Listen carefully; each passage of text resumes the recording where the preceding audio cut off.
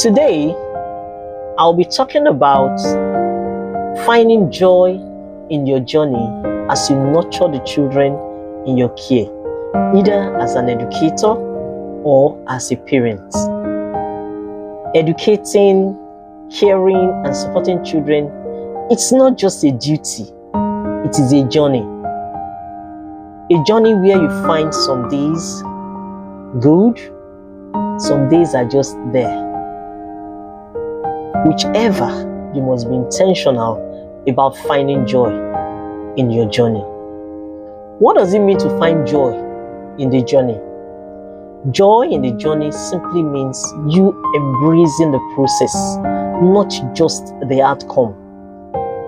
It's about you finding beauty in the good, the bad, and the ugly moments of raising children, of raising and nurturing children. You must be intentional. You must intentionally find joy. It's not just about the laughter, no.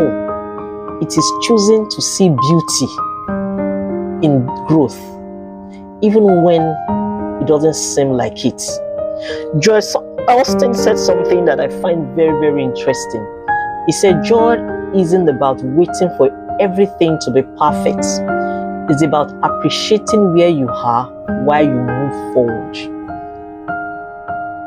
Finding joy where you are while you hope for a better tomorrow. You must find joy in it and you must be intentional. Now let's quickly look at some practical tips, some practical ways you can cultivate joy as you journey along. Number one, self-care. You see, this self-care is something we must all take seriously. Why? You can't pour from an empty cup, just like we often say. It's a common saying out there. For you to do well with the kids in your care, you must be all right. You must be okay. You must be healthy. You can't pour from an empty cup, like I said earlier on. You must take care of yourself. If you need to take a break, please do. If you need to stop for a while, please do. Just ensure that you take care of yourself. When I mean take care of yourself, in all areas, physically, spiritually, emotionally, just take care of yourself. Make sure you're okay. Then in addition to that, I will also say practice being present. You must be present. What do I mean by that? Well, now in the days of social media, sometimes our kids, they try to seek our attention, and the next thing is that we're pressing phone or we are doing something else. Like I often say to people, you see, one thing we must realize about children is this: they are also human beings. They've got feelings, they've got emotion. They are human beings, only that they're in a little body. They feel things as well. So please ensure that when they are talking to you, be there. Let them have your full attention. In addition to that, I will also say this: please practice gratitude. In as much as I know that, oh, fine, things are not the way you want it to be at the moment.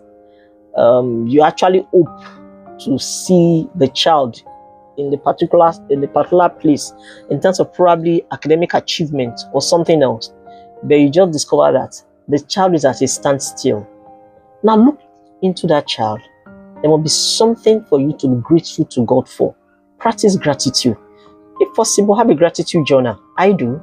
Have a gratitude journal. Then also, you must also practice small wins. Celebrate their achievements. When they do something nice, say to them. Let them know they're actually making effort, right? Let them know they're actually making effort. And in addition to that as well, please build connection. Build connection. Build connection. Just build connection with them. Now, it's possible to be there without you building connection. It's not for you to be present without you building connection. Let them feel you. Let them know you're connected to them. Let them know that you love them. Let them know that they are important to you. Build connection. And you can do this by saying nice things to them, words of affirmation. Then the last thing I want to talk about, which to me is the most important, in fact, I saved it for the last, is what may I call start and stay with God. You must start and stay with God. Now, long ago, I got myself worked up somehow. Worked up. I was asking myself some questions. I asked myself, are we actually doing enough? Now I'm referring to my kids and other children in my care. I was wondering if we're actually doing enough. I was really worked up. I said the teaching, the lessons, the prayers, these things, were they actually, or are they finding roots that would enable these children stand for themselves in the future? I was really worried. And so what I did was, I shared my worries with the Lord.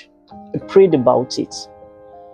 I asked a few questions. I was really, really worried. I asked a few questions. I prayed.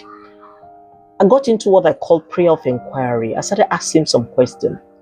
And somehow along the line, the Lord helped me to understand that, you see, we may plant seeds. That was the illustration. That was what he used in illustrating that lesson for me, teaching me that lesson. He said, you may plant seed. Or first of all, you choose the seed before you plant. You choose the seed, right? Then you plant it. And you do your best to nurture them, right? Weeding, applying manure and all that. He said, at the long run, it is He, God, who gives the seed to grow. So, we concluded that lesson by him telling me that, look, keep doing what you are doing. The teaching, the instructing, the prayers, but leave the rest in my care. Leave the kids in my care. So, what is this message here to teach you? I would say that you must pray. Learn to pray for your kids. It's not negotiable. Learn to pray for them. Learn to hand them over to God. You can't do it all alone. And in doing that, ask Him for strategies to raise up these children, the strategy to raise up the kids. If you've got more than one, ask Him. These kids are different. They're not the same. Ask Him for the strategy to raise each and every one of them. Then ask Him to also give you a glimpse of their future.